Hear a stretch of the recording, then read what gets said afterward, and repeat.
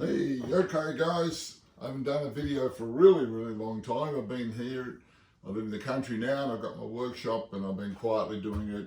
I guess I haven't shown a video for ages because I probably haven't done too much as far as tools reviews or anything that's concerned. But today I'm going to show you a really easy way to put up pine lining like this.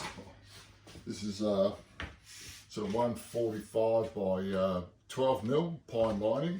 I've already painted it on the back and two coats on the front because it makes it easier. But when you're putting up this lining on your own, I'll just jump up here. When you're putting this lining up on your own, the problem is it's holding the long pieces up while you're trying to do it, which is difficult when you're on your own. But I've come up with this great little invention. And I'll move it over here to see it, maybe you might see it better in the camera. And this little invention, what this does is this clips onto the beam or the roof rafter, what do you want to call them, purlin. And then this drops down on a matter of hinges and a knurling knob with a fixed a thread through there. And then what this does is you can dial this down and then dial it up. Now I've done a hole there to show me the center mark if I want to roughly do it, but I'll just show you. So what I'll do is I've made a couple little marks. Now I've already done a little bit here, but I'll come over and do this one. That's probably a bit easier.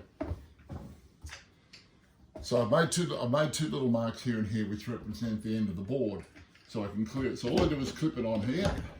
Very simple. See where I've roughly done my guide, push it up tight here against the purlin, tighten that up because it's got like a metal thread in it. As you can see, this dials up or down. So now I get my piece of timber, and all I do is slip it into here, push it right up, do this up.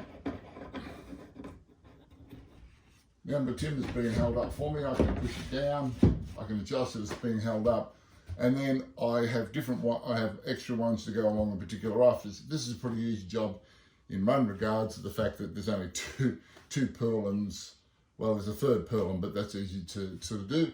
But this now makes it easy for me to fit this lining in, holds it in place. I just tap it in with the hammer. As you know, they're often a bit twisted.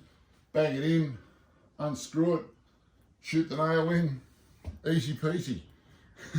So there it is. It's very easy, made out of scraps.